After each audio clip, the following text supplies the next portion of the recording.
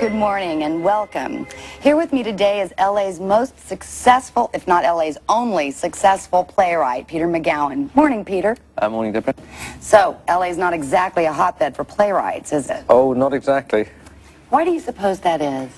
The weather, I guess. It's too beautiful to write. So why do you live here? The weather. Being close to Hollywood sure can't hurt. Well, no, it's a matter of opinion. Hollywood doesn't want writers so much as secretaries with a flair for dialogue. If you want to be happy in Hollywood, be a cinematographer. Nobody knows what you're doing, so they can't screw with you. Let's talk about your earlier days before your playwriting success. Thank you. You held down a lot of jobs. Yep, I've worked fish boats, mines, lumber mills. I was a bartender, which is the second most horrible job in the world, newspaper reporting being the most horrible. I would think that would build up a lot of life experience, having all those jobs. Yeah, well, I'd rather build up life experiences through unemployment. So where do you get your ideas?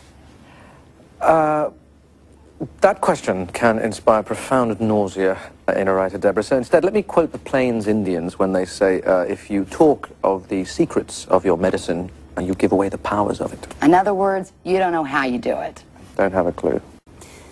Has anyone ever told you you look like a writer? Yeah, that's unfortunate. My wife once bought me a baggy sweater with patches on the elbows. I'm afraid there was no looking back after that. You were born in England. Mm-hmm. Do you miss your homeland? Well, you know, I moved here as a young man. Thank goodness, because my voice would have turned out as some sort of accent stew, you know? A combination of pre-Beatles Lennon and Michael Caine after a tonsillectomy. Professor Henry Higgins would have gone mad had he met me. So what is it that you find yourself writing about?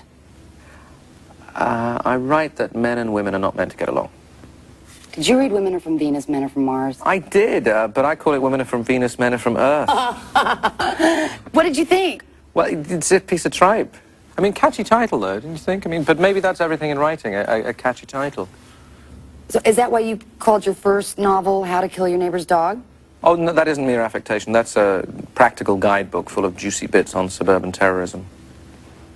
But, what if somebody reads this and goes out and kills their neighbor's dog? Oh, well, what are you going to do? How did you meet your wife? She was a lap dancer. I had a pocket full of singles.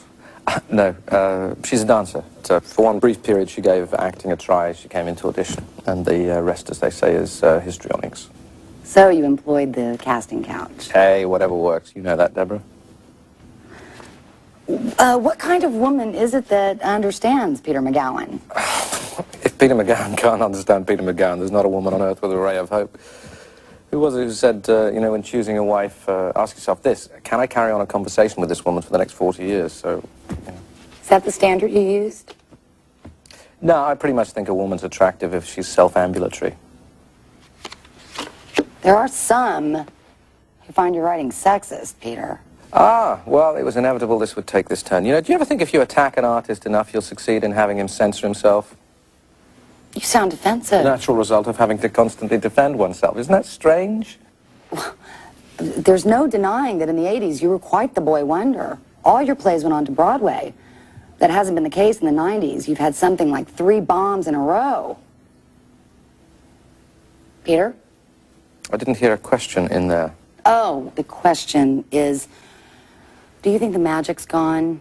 Do I think the magic's gone? That's what we were working up to, is it? What a question. Well, let me explain something. David Copperfield is a magician. Franz Mesmer is a magician. I tell stories. Some of those stories strike a chord and others do not, regardless of genitalia or trends in sexual politics. I hope that doesn't rock your world too much, Deborah. I'm not that easily rocked. Oh, don't lose your place on your question card there, Deborah. These are simply meant as a guide, Peter. Okay, well, we'll be right back after traffic. Still no movement on the 405 or the 5. Crews have just opened 2 lanes on the 134, and we just got word of a SIG alert on the eastbound 110. But don't worry, folks, because you get to do it all again tomorrow. Back to you, Deborah. And here's more with Deborah Salhaney. And we're back. Thanks for sticking around, Peter.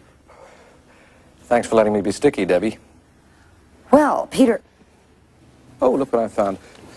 Peter, wouldn't you say that writers are basically egomaniacs who think their Could I lives have are this more back, please? interesting than everyone Give me else's? the cards. Well, Deborah, I'd say they're no more egomaniacal than your average TV personality, though I would venture to suggest that they are somewhat more intelligent. Question That's 2. it. You're a hostile guest, and I don't have to put up with this. Matthew, cut me out. Cut.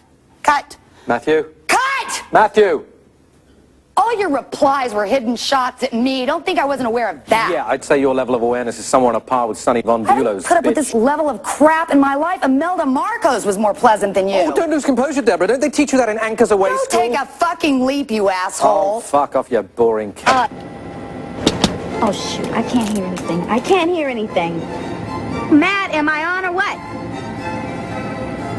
Hey!